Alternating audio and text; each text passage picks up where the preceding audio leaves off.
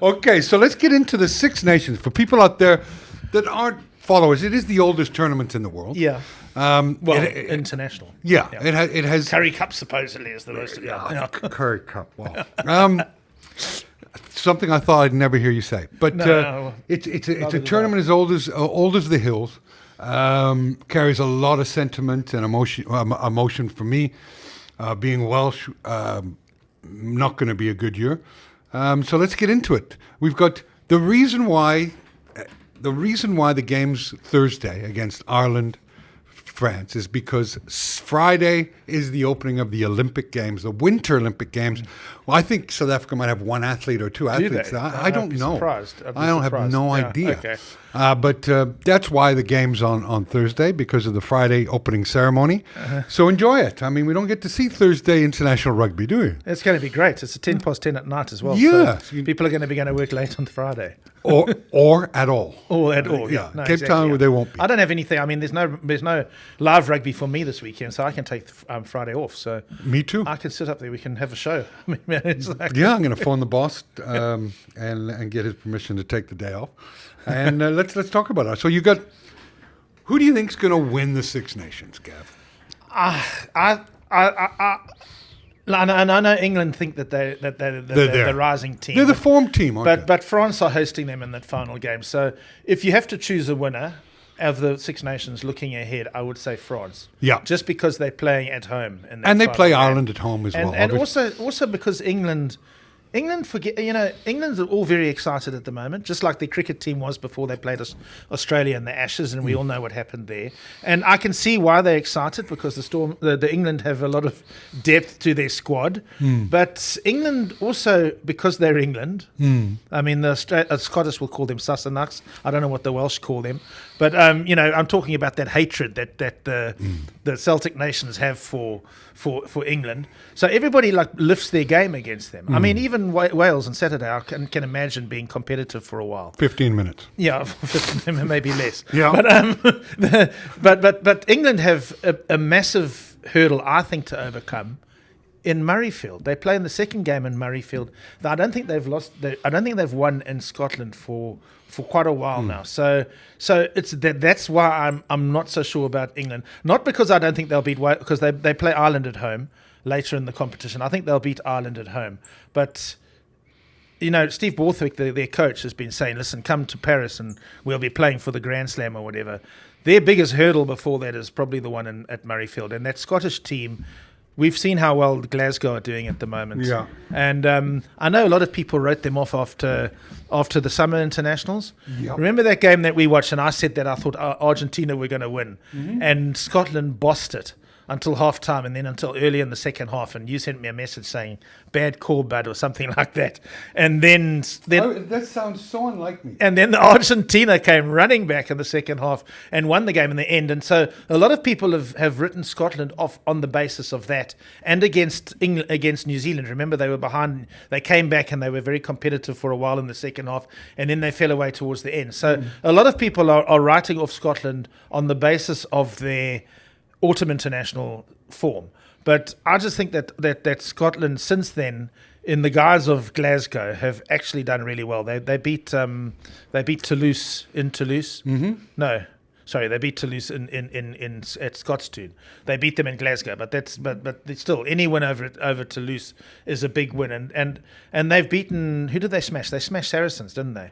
I mean, Glasgow have been flying, and they've got international Scotland players in their unit that have been in really, really good form. So I just think that, and we're not talking this weekend, because England and Scotland aren't playing this weekend. But I just think that that's going to be a big hurdle for England to overcome, and that in 2 weeks' time we might be sitting having a different conversation, because England's Grand Slam hopes would have already been dashed. Yeah, and the one thing to note this year is that there's no break.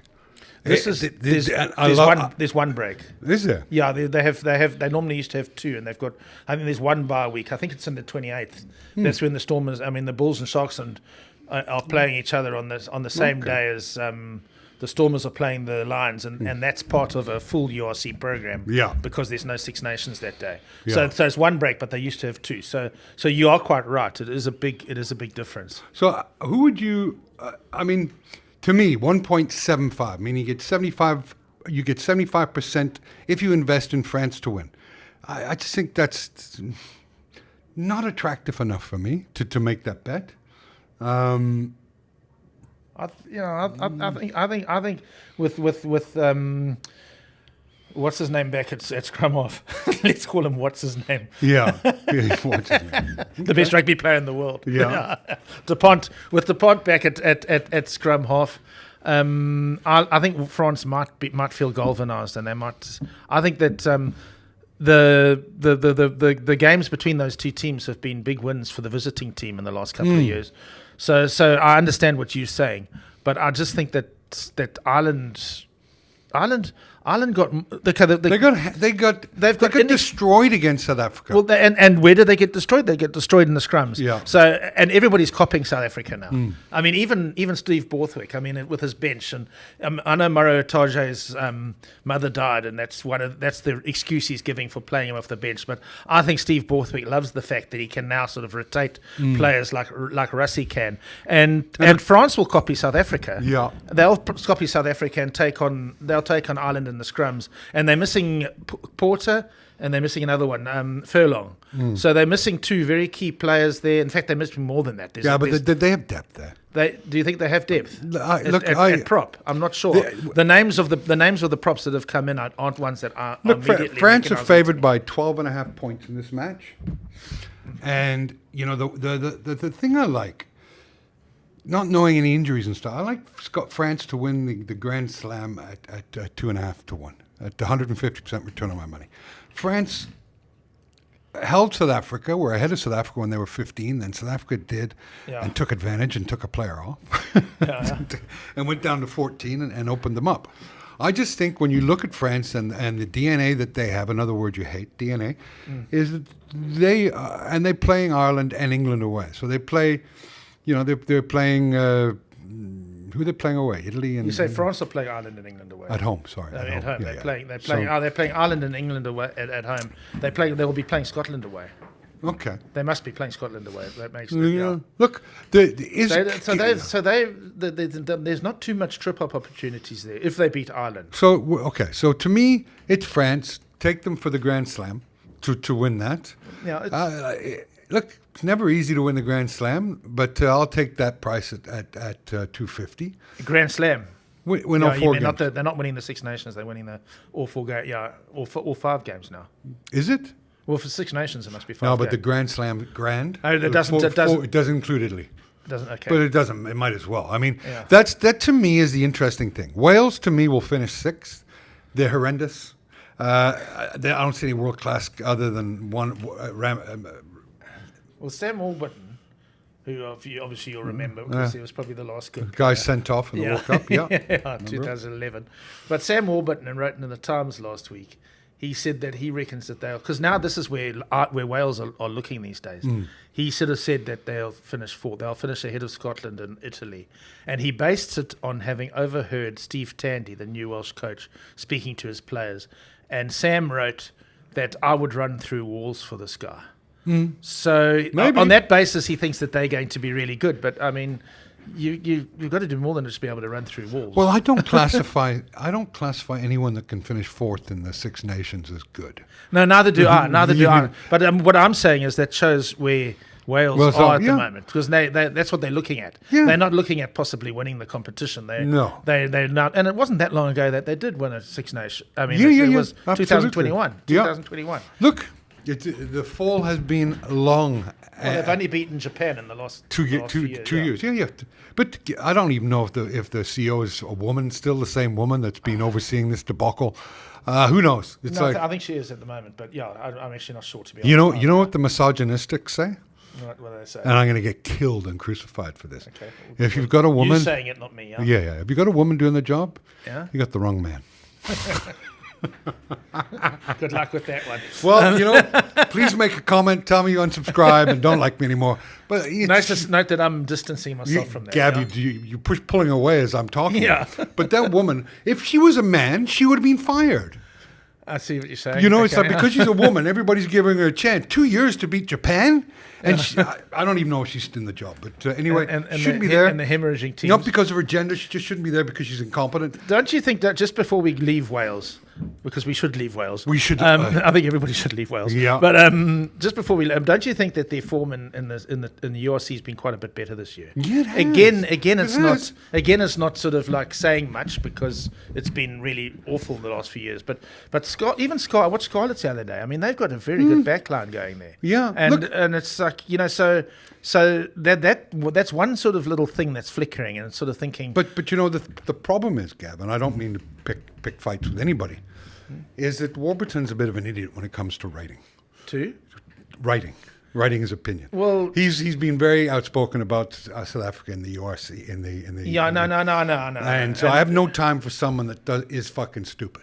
Okay. In terms of what he says. Well, he said the other day that England have the depth to win the World Cup. In other words, intimating that they've got more depth than the Springboks. He obviously An absolute moronic statement by Moore. Yeah, well, I wouldn't. Again, I'm distancing myself from that. No, but you He can't. captained a But few we British got and to Irish stop. lines We team. got to. I mean, I've got to speak have an sense. opinion. Yeah. And maybe with the clickbaits in England, he wants to. But someone, I think I read an article by someone stupider than Warburton that said that the depth and the front three in England is the best in the world. That was after South Africa destroyed Ireland. I remember that. I was like, "What are you smoking?" What, I mean. Anyway, I do remember that. Maybe I'm getting wound up right now. I can't remember. Well, that's good because that's will get people wound up about the Six Nations. I think there's more interest in the Six Nations these days because of South Africa sort of involvement in the URC, ruling and also South Africa ruling. Well, we the play them world. next year. We play England in July. Well, we play everybody next year. Yeah. I mean, we play everybody in the Northern Hemisphere once. Yeah. So I mean, it's Look, I'll get a Welsh tattoo if Wales beats South Africa. okay. Good luck. I'm not getting any tattoos. I might do a thistle. I'll do a thistle if Scotland win the Six Nations, which they won't do. Thank you. So it's not really an offer then. No, it's not really. That's not going to happen. I don't want to have a tattoo. But we got that recorded. Eh? If Scotland, we're gonna play the thistle card if it comes out, of course. But okay, so I'm scared already. I think France won. Wales 6. How much have Italy improved? And have they improved enough to throw themselves their hat in the ring and say they're going to... The URC teams haven't done that well. I mean, Benetton have been pretty consistent. When you look at Wales improving odd, in those regards, Yeah. and you look at Well, Italy. certainly if you look at the URC log, there are probably quite a few. I mean, I haven't taken note of this because it doesn't interest me. I've memorized it. But I mean, I don't know how many Wales teams there are ahead of Benetton, but there probably are 2.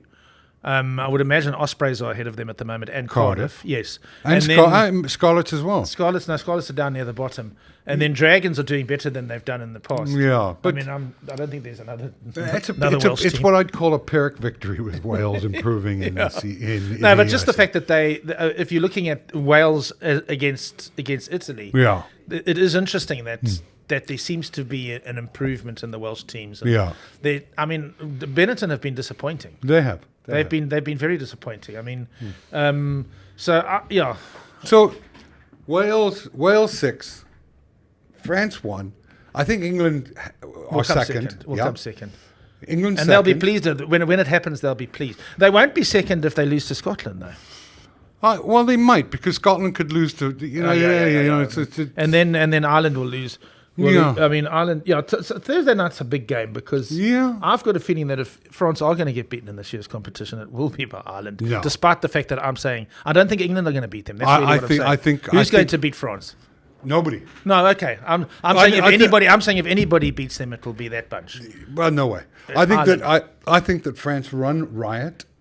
I'm just saying Ireland know how to beat France. That's the thing. They used to. Yeah. Well, there's been one game where they last time, but they've won some big games against France. So, and you see, the thing about France is that there's a lot of talent in that team, but I'm not always sure that they're as organised as I think Ireland under Farrell. I think one of the underused cliches or overused cliches is they're temperamental. You just never know. Yeah. Well, and Thursdays throws another spanner into it because no one's played Six Nations rugby on a Thursday, not in this decades. No. Not during my lifetime. They may have in the past, but I don't think so. It'll Well, probably they be did, more. they did play a World Cup opening game on a Thursday. Okay. Not that long ago. They No. played New Zealand. I'm pretty sure that was a Thursday night, wasn't Okay, it? I have no In recollection. 2023. No, But okay, but Six Nations is different. Yeah. But I don't know why the day of the week would make a. well, you know, make it's a difference. With the French, you could look at. Anything. I mean, I'm sure they've got a calendar and they realize it's Thursday. Yeah, but I'm Yeah. saying point I'm trying to make with the French is that anything that throws a spanner into them I see what you're saying. Okay. is a game on Thursday. Yeah. With the French, it could be that they show up or they don't show up. But I don't see anything but a French win by plus 13 points this week. I see Wales getting hammered by England by 25 plus. And Italy, Scotland, I just see a game low scoring and Scotland shaded. no, I see Italy beating Scotland this weekend. Okay. Okay. I think I'm agreeing with you on the slow game, on the close game, but I still think that Scotland might just edge it in the end. I don't Yeah, think- look, that's why we're making Okay, predictions. so I'm going for a Scotland win. I'm going to go Are they for playing in Rome? They are playing Yeah, in Rome. playing in Rome. Okay, now I'm going for a Scotland win. I'm going to go for an upset here with Italy. Okay. I think they've shown me enough. Who are the favourites? When we use the word upset, it normally means that they. Well, the I underdogs. think that Italy are 3-1, right? 4-1 you can get on Italy. 4-1 at home against Scotland. So they favourites. Yeah. Goodness. Okay. No, Scotland. Other way round, Scotland are 1 point. You can get 35 cents on the dollar against Scotland. Okay. So I'm going for Scotland. I'm with the bookies. Okay. Yeah. Well, by how many? I said it would be a close game, so I think it could be within 7 points. Bookies have it by Scotland by 9.5. Yeah, I I'd would have to say go under I would there, huh? I would say sorry. I'd have to go under. I'd have to say Italy by plus 9.5. Yeah, I don't think they won by that much. No, I don't think so either. Yeah. It should be an interesting game, and so yeah. Look, so to me, we'll cover the Six Nations. Hopefully, people can get a bit behind it. Check out the talent that we'll be playing in July, Yeah. and good luck to the teams. Good luck. I just want to clarify. So we're going for France. France are going to beat Ireland. 13 or more. Yeah, I'd agree with that. And England to win by 25. It's actually quite a boring start. Yeah. Yeah. Well, yeah. I mean, with the only thing we can really debate is the Rome one. If Ireland lift themselves, though, I think they could shock. They could shock France, but I agree. I mean, I wouldn't if I had to sort of put money on the game, then I'd have to go with France. Yeah. Yeah. Okay. Well, we'll be back next week. Thanks, everybody. Like and subscribe. And yeah. And thanks, guys, for watching. Thanks, Gav, for coming in. Thank you. And see you next week, mate. Great. Excellent. Thanks, Kev. Thank you.